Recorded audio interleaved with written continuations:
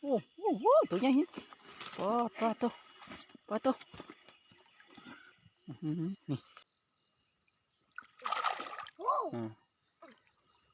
นี่มันเด้อเจ้าก็เด้อเอาก็เด้อเอ็นชีโตถือนะแล้วก็ปลาดุกตัวนึงปลาขอตัวนึงแล้วก็ปลาตองตัวหดแล้วนะ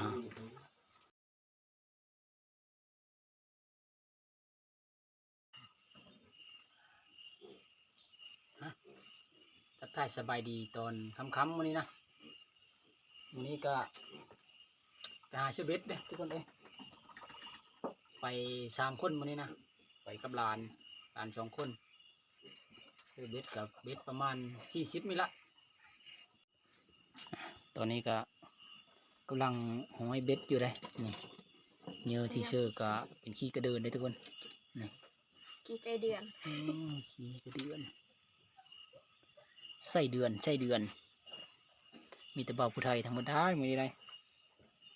นี่หอยเบ็ดนี่หอยเผือกหอยมันนี่เบ็ดนี่ประมาณ40 ล้างเบ็ดนี่นะ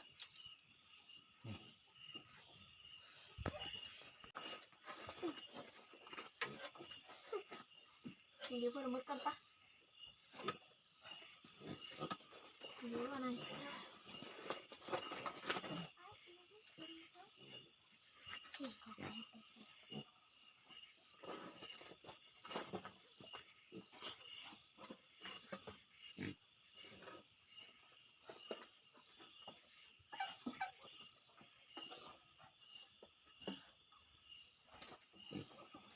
โอเคทุกคน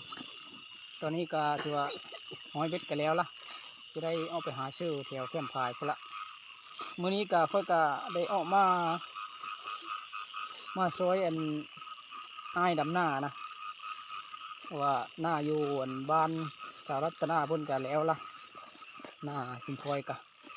บัดนี้ก็ค่อยก็สิกลับมาช่วยอ้ายอันนี้ก็ลูกอ้ายทั้งหมดอันนี้นะเป่าผู้ชายทั้งหมดนี่นะ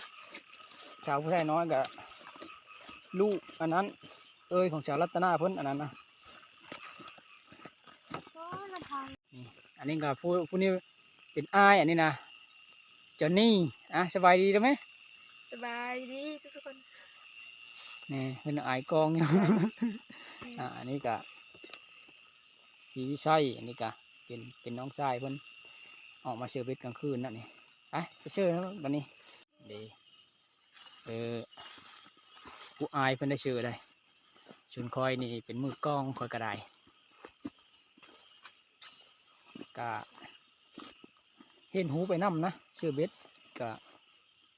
พอได้รู้จักเนี่ยหาอยู่หากินไปน้ำได้เด็กน้อยกะแต่คอยกับตอนยังน้อยกันเนี่ยนี้ละ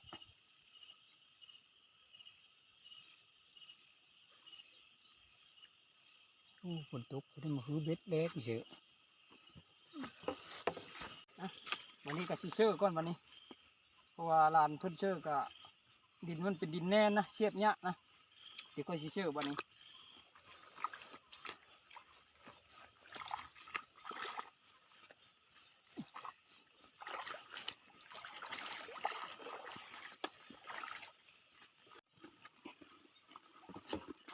ตอนนี้ก็ยังมีท่านเห็นเพื่อซื้ออยู่ได้หล่อคืนก็ทารุนเบิ่ง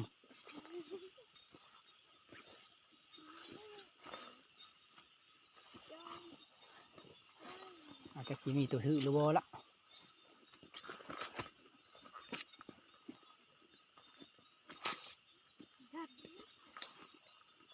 จะรู้แล้วก็ยามคืนก็เดินปลากินเบ็ดเล็กตัวได้มันนี่ก็ล่อทาตุนบึงมือเช้ายังมายามเดี๋ยววันนี้ก็จะไปหาพายุก่อนตอนนี้ก็เป็นตอนเช้าแล้วได้เอามายามเบ็ดได้บัดนี้มาลุ้นมึงน้ำกันนะตอนเช้ามันชิมานนี่บ่เชือกะเชือแดงเชือเหลืองหืออยู่หลังหนึ่งสมอยบ่ถือหลังที่หนึ่งก็ได้สมอยหลังที่2ก็นี่ Đang chưa đều hướng này ao bà này mà về này này làm cái này nè đó nó nôn vô ít mà giờ ít nào nạo vào lắm ấy bà nó nôn vô thứ là thứ con thứ leo nó nôn vô đúng không cô nè giờ cái béo mà chăm ô tụi nhanh ba to nè ô to đục tụi nhanhทุกคนô man khắc lại vâng ô nè giờ cái béo mà hôm nay hơi tà luôn cái đó nè thôi quá to tụi nhảy tụm đấy được sớm nhiêu hào mà nó con ăn tá lại đấy เก็บปั๊บคอยแล้วก็นะจุ๊บหลุดเก็บขนาด เอาเงี้ยงมันออกก่อนก็มีเอาเงี้ยงมันออกนี่โอ้ได้đấy เก็บถือมือแล้วก็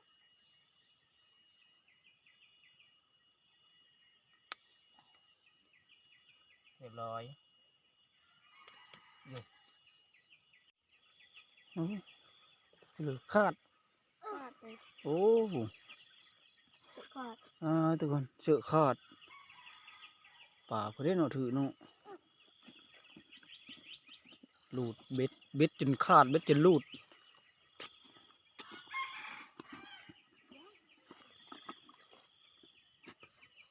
ร้านนี้ก็มีถือทุกคนลุ้นไปเลยนะยามไปเรื่อยๆตอนนี้ก็หากได้แต้มนึงกระดุกก็ได้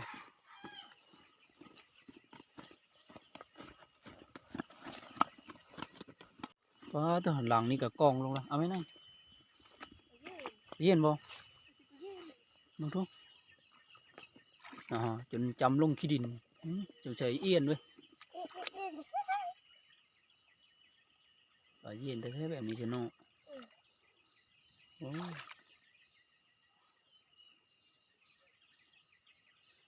ป่าเย็นในภาษาบ้านคอยเอิญได้เน้นอะไรเอียนอะไรตัวนี้น้อยเนาะตัวนี้ใหญ่เนาะ น้อยสองแต้ม นี่ได้สองตัวแล้วเด้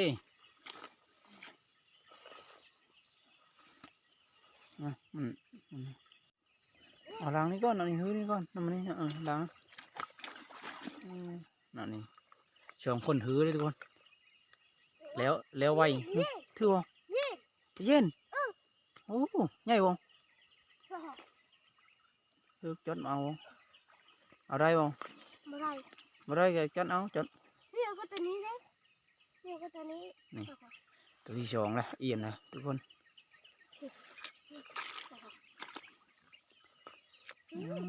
เป็นเอียนตัวที่สองแล้วนี่สองตายrồiยังตายก็ดึงอันนี้พูดตรงนั้นโอ้ตัวใหญ่เลยตัวนี้เลยทุกคนโอ้นี่หน้าหลังน่ะกระถืออยู่นะโน้นอยู่ทุกอันนั้นน่าจะเป็นบะโคตัวนั้นเจอตองโอ้ปลาฉลาด โอ้ปลาตองโอ้ปลาตองกระถือเนาะยามต่อไปมันดิฝุ่นกับฝุ่นพลอยจังน้อยฝุ่นก็ได้พี่เด้อโอ้ชิเด้อใหญ่บ่ตัวนี้เอ็นนี่ล่ะโอ้มันเอ็นเว้ยถึกอีแล้วทุกคนถึกอีแล้วพี่น้องเอ้ยกูดเคิงก็ตัวเลิกกินปลาเย็นนี่ อันนี้ ขาดอีล่ะ ขาดแล้วนี่ โอ้ จะขาดอันนี้ มีแต่ขาดกับปลาเย็นขาดเคิงปลาเย็นนะน่าจะเป็นกระปูกินมาล้วนได้นี่นะ มามุกนี่ มีดอมาดูอันนี้ก็ดึงอีล่ะนี่ก็ ลุ้นมึงดูกันอีหลังนี่กันนะฮะ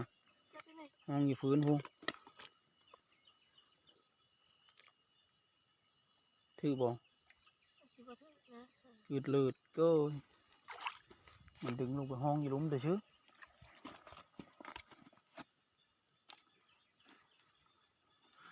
หลังนี่กันนะจะมองอยู่หลังนี่กัน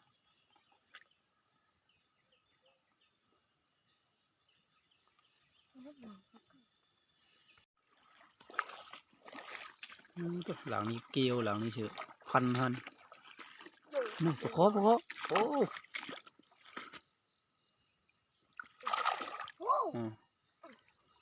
มันเด้อเจ้าก็เด้อเอาก็เด้อ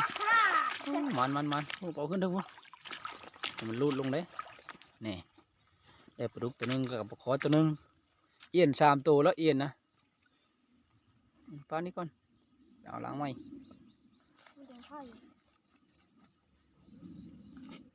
พี่มาปะพี่บนวิทย์บดแดงไฟพี่เดี๋ยวขอกะเยอะไปเลยประมาณช่ำแหนแต่ยังไม่เห็นผู้ใหญ่ได้เห็นเล็กน้อย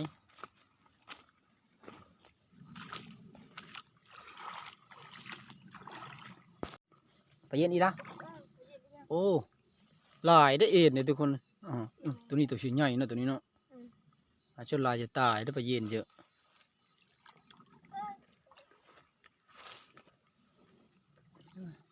ปลาแล้วนี่ไปlàmลังไม่พี่ยังชองลังสุดท้ายบ้านนี้ชองลังสุดท้ายโอ้หลังนั้นมันเจ็บมับหลังนั้นนะ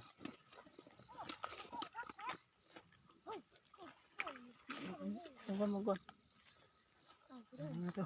หลังนี้เจ็บมับตัวตัวนี่น่าจะถือหลังนี่กันมองดูระวังไปกัดพี่ลึกเลยนี่คือข้องกุ้งเดี๋ยวลุ้นมึงทำกันทุกคนเจ็บมับเลยหลังนี่ตัวหลังสุดท้ายอีอินแท้ๆ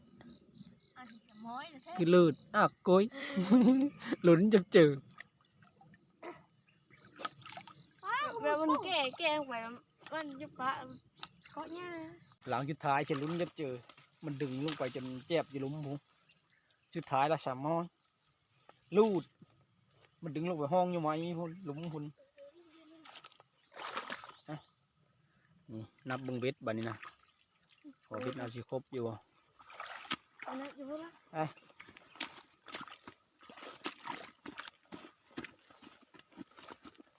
พอได้มันนี่กะเชื่อเบ็ดกะ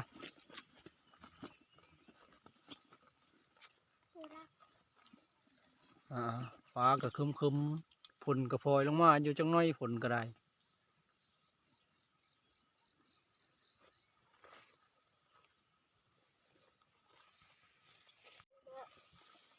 นี่กะถือว่ามานอยู่พอได้กินอยู่สำนี้เฉย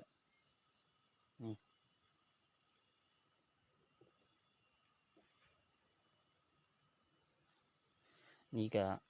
อันนี้ก็เป็นปลาเย็นตัวนี้ก็1 ตัว 2 ตัวเอ็น4 ตัวถือนะแล้วก็ปลาดุกตัวนึงปลาคอตัวนึงแล้วก็ปลาตอง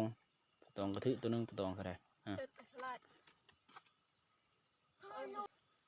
วันนี้ก็สิได้มือปดอยู่ที่พุ่นละไม่ได้ถือคล้องถือเรือมาเชื่อเลยมื้อนี้ไหนตัวนั้น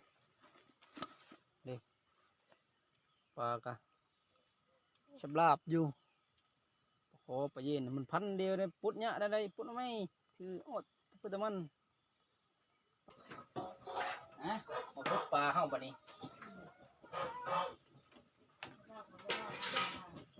นี่ปลาตองอะไรนะตัวบักใหญ่ปลา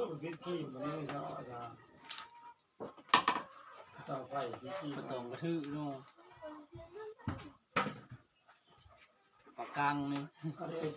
ตัวสามแล้วพิกกี้นี่อ้อมีจักไฟเลยกินดูละนี่ลูกเป็นทำอิฐละที่ทำอิฐละนี่ มาไปอ่ะมาไปแห้งคักดี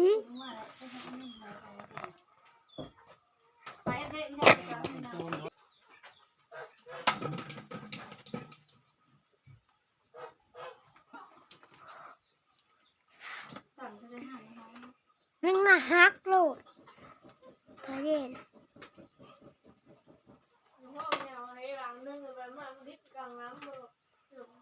เบิ่งเบิ่งแต่แล้วก็ ตัวนี้ก็ปุดแล้วเรียบร้อยนะนี่ปลาตัวนี้ก็ฮัลโหลมันเกาะคักมันปุดเนี้ยนะ ตัดหญ้าข้างหน้าได้ปานใดข้างหน้าเนาะ ตัวนี้ก็จะได้หาที่ยืดกินก้อนมานี่ว่าสิอ้อมปลาเย็นมานี่นะอ้อมเอี้ยนหรือว่าอ้อมปลาไหลนะนี่ปลาเย็นปลานี่ก็เอาไว้นี่อ้อมตัวนี้ปลาดุกเขาคักไว้ปลาดุกนะว่าปลาดุกยังนั่นตายนั่นนี่เขาคังไว้นี่ก่อนอื่นเฮากับสิตำตัวนี้ท่านี่มีพักอีเลือดแล้วก็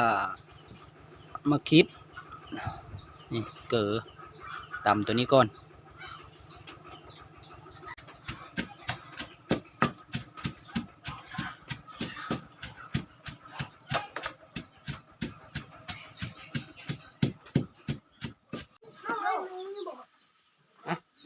วันนี้ก็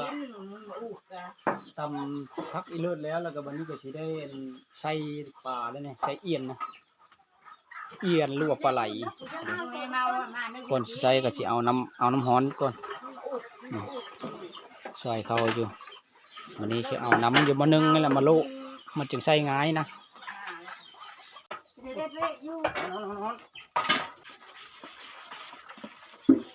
หัวหน้าว่าเมื่อเสียหน้าเขาบอกผ่าน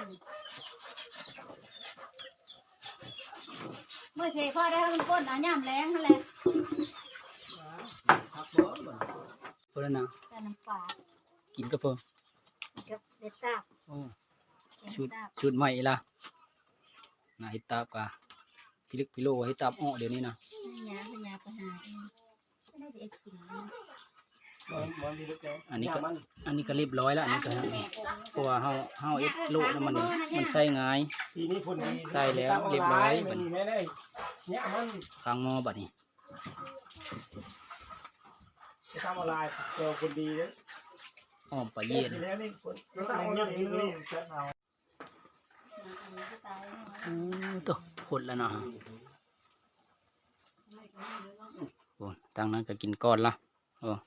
มา เห็ดตับรออันเขากินไปเฮ็ดเวะก้อนนะว่ามันมีคนงานมากวันนี้นะตัวมืดเลอะนั่นนะโอ้เอามาอีละเห็ดกะเห็ดลายลีเห็ดนี่นะนะ หันน่ะบ่เอามาไหนไปเอามีไป จีวิชัยไปเอาช้ำ เอาแค่เดินเราไม่ไกลแล้ว แต่งกับเวลายังแต่งกะ ตุ้มกระตู้วาน ตัวกองอยู่แต่งนี่นะ เอาฉันเป็นพระโหยนี่แก ตัวนะ แซ่บแซ่บ เป็นเลย แซ่บ เป็นเลยหน่อย แซ่บแล้ว ฮอนจงใจฮอน เหล้าทุกเพชรดูเวลา แซ่บหัวนะ กินหน่อยโอ้สีวิชัยกัดแซ่บได้ผลว่าใด นี่คือเนาะ แซ่บบ่ไหน นี่คือว่าใหม่เลยตาเก้าแล้วสวยม้อยเนาะ ตัว เยอะขึ้นมาโต หอมปลาเย็นเบอร์อันนั้นเบอร์ชุ่มชื้นอันนั้นนั่นฮะ น่าไอ้ตาเอาไอ้ลานมาใหม่ละ กุกอันมาอันนั้นบ่ ก่อยบ้านเลยบ่จะไปเนี่ย บ่กุมใหญ่นี่ได้ จนว่าคือ ว่า ว่า แล้วเอาไว้แล้วเอาไว้กัน ขา เอา จะล้างอยู่ ตัวมีแต่เฮ็ดตาบทั้งหมดอันนี้นะอันนี้ปลาเพิ่น กินไม่พร้อม คลำปลาแดะเพิ่นกินต่างหาก มาอีก อันนี้ก็แกงเชื่อปลาแดะอันนี้นั้นนึ่งอันนี้นะ ยังนี่ ตัว ครึ่งหม้ออยู่นี่ เฮ็ดตาปลีเดี๋ยวนี้ แซ่บขนาด หม้อ มาเด้อมาเด้อ หม้อใหญ่นึง เฮ็ดตาได้กินกาแฟบ่ นี่เขาเปิดค่ะค่ะ ไม่ได้บ่ คนงานมีมากบ่ อยากเขา แกงเห็ดตับแซ่บ นะกินข้าวเลยบ่ เ สองคนนี่บ่เออ โทษมันจะชันมาก นี่ก็ไม่ใช่สองคนนะยาก เดี๋ยวจำมันได้หลาย จะได้เดี๋ยวว่าถ้ามันต้องมาลายแล้วเอามาจะทันน้อยคน แล้วมันเฮ้ยเดี๋ยวเฮ้ยหน้า อิ่มหมดละ เท่ากัน ยังกูเฮาเลยกินน้ำหลัง ทานแต่ว่านี่มันจะทันนะนี่ยกไปเยอะสองคนเลยล่ะยันทีนี้มาลาย ต แล้ อ วน เอียนตอนปลาไหล โอ้ยนี่ก็5 คนแล้วไปเจ้าอีกคลิปแล้ว ไม่ไม่มันไปทิ้งที่มันนี่มาเออ มีมากเยอะรุ่นราคาแต่ก็เขียน5ขอจะมาเขียนเช้าแล้วมุ้ยมากกระจ้างทำเองนะเขียนเช้า ก่อนคนก็ติดกรอบนี่ อ่ะบันนี้ก็สิได้ลงไปหาเฮ็ดเวียกเฮ็ดงานก่อน ลงไปดำหน้าก่อนอ่ะสันกาคลิปนี้ก็สิได้จบแล้วทุกพี่น้องเอ้ยไว้พบกันคลิปหน้ามาพบกันใหม่อีกก็ขอขอบคุณขอบใจที่ติดตามแล้วครับส้ม